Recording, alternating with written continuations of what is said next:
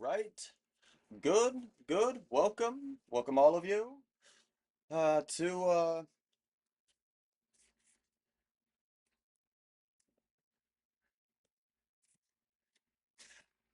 no, no. This is Douglas Adams. I've brought the wrong book. Wrong book.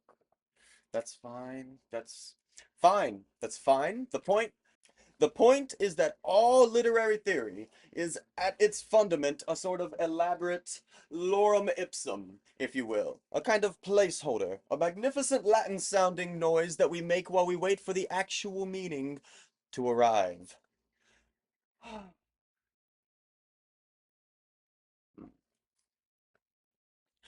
Northrop Frye, lovely man, never met him. No. Wrote, and I quote, I admit to making sweeping generalities that will often prove false in light of particular examples, which is the most liberating sentence in all of the history of criticism. It means you can say anything, provided you say it with sufficient velocity. The errors don't have time to land. They're up there, circling like pigeons. Now, humor, biblical humor, scriptural comedy, Bednarz. James Bednarz has argued very convincingly in several extremely well structured. James, uh, James Bednarz has argued, and I stand behind this, that the comedic canon operates as a kind of social mirror, if you will. Lorem ipsum consecutor, the character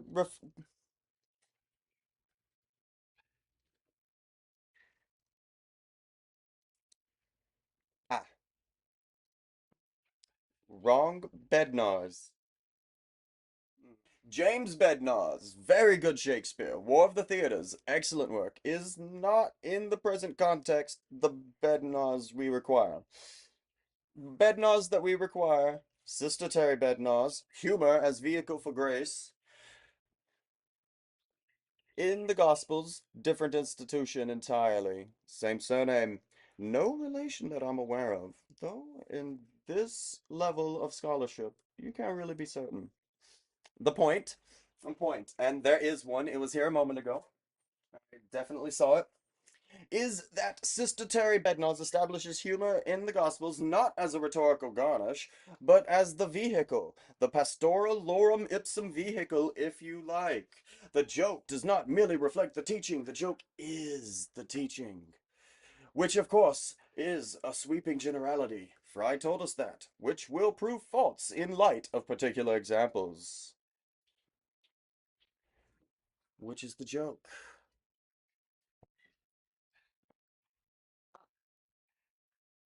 Comma. Can anyone tell me what comma means? Anyone? Anyone at all? What comma means?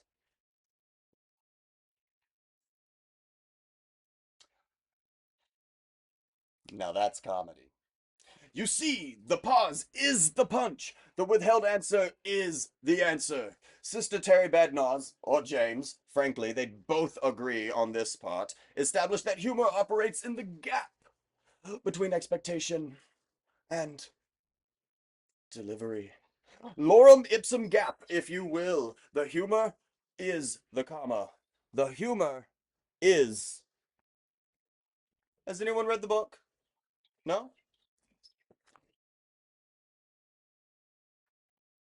Good morning, sir. Re, the gift gabbing just passed. Post haste might I require to inquire as a matter of some urgency and deep personal commitment as to whether sir had a receipt of enjoyableness today. What? A receipt? No, I just need a gift. A Bible. I don't know why the fellow wants a Bible, but there you have it. I need a Bible? Ah. Then sir is no doubt keen to exploit the financial, spiritual, and deeply situational advantages inherent in the gifting of a scripture.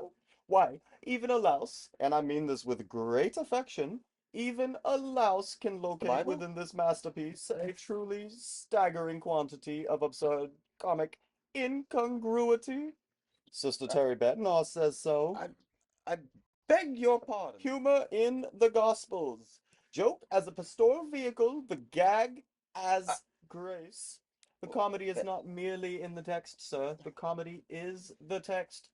Frye, of course, corroborates Northrop Frye, not the cooking method, in the Great Code, establishing that biblical language does not describe the divine, sir. It participates in it, which is also what a most good joke does, if you think about it long enough in a well-lit no, room. look, it's not for me. It's a gift. It's for a friend. He wants the Bible. I don't want the Bible. He does. That's the end of it. Of course. Now, It's your just a friend. transaction. Is he the sort of gentleman who I would appreciate the non-tenditious addition? A bantering, situational affair, a light chase with perhaps a side order of what I can only describe as I bathroom humor? That would be the innocent wit, sir. The kind that Freud, and Sister Terry Bednar's, citing Freud, would classify as entirely without agenda. Harmless, like a small lamb in a field. why is there a lamb? And I raise this only as an option, sir. I would never presume. Would sir's friend require the tenditious kind? The James Bednar's approach, one might say. The humor as social weaponry, the caricature, the acerbic What? rhetoric, the occasional light smiting. Shakespeare's comedies work this way, sir. So does Deuteronomy. More uncommon than people might expect, What? sir. Sir, there are two of them? Two bed noses. Yes, sir, yes. One a sister, one a Shakespearean scholar. Both entirely correct, both entirely useful. And I find in I practice that the customer who comes in seeking I one came in to buy a Bible. invariably needs the other. It's like Frye's theory of literary modes, sir. Do you think you're in the low mimetic and suddenly you're in the ironic and nobody's told you? What are you talking about? Ah, sir, I did not realize you were some kind of Willis. I I promise you, my solemn, personal, professional binding oath, that this magic will not disappear up its own rabbit hole. We shall embark upon this voyage as innocents, wide-eyed travelers in a foreign land. Here we are, sir. That will come to 23 quid, 3 quo. Quo? What? It's a fluctuating market, sir.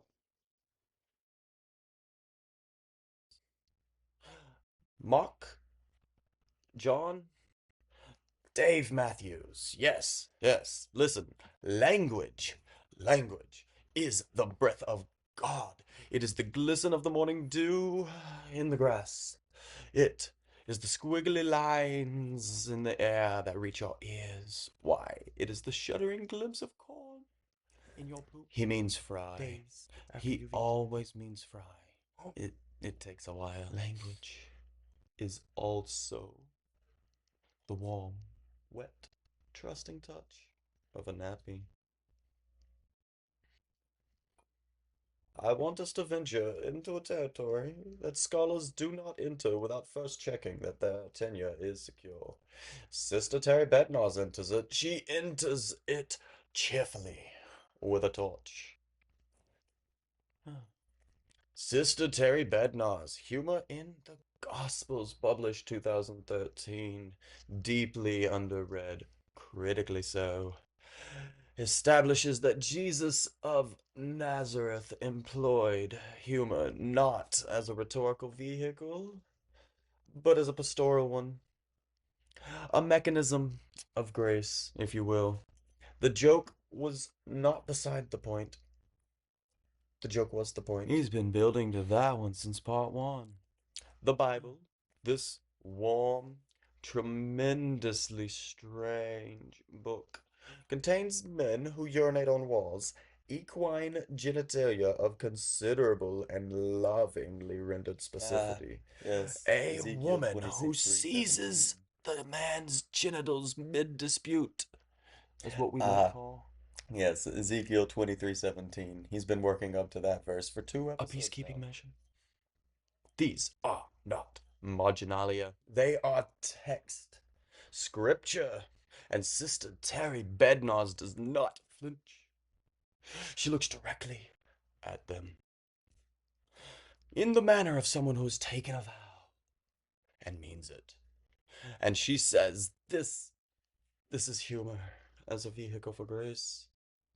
The shock is the vehicle, the discomfort, the door.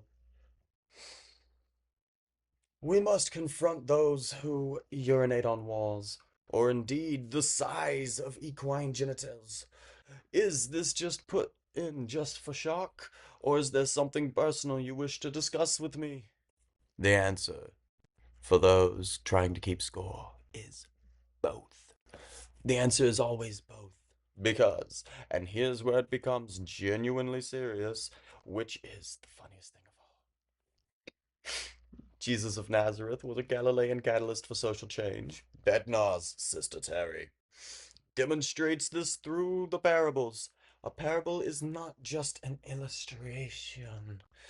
The parable is a joke that expects you to do something about it afterwards. It wrong-foots you into action. It's about the calmer and the gambler. We're talking about gnats. We're talking about camels. The true substance is subject.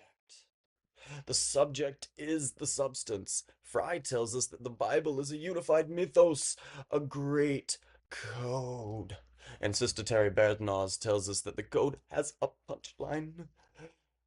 And James Bednarz, the other one from earlier, the Shakespeare one, tells us that the punchline has a victim. And the victim is you. The Bible is the longest running joke in Western civilization. We all are, really. The punchline is still coming. Sister Terry Bednarz would call that grace.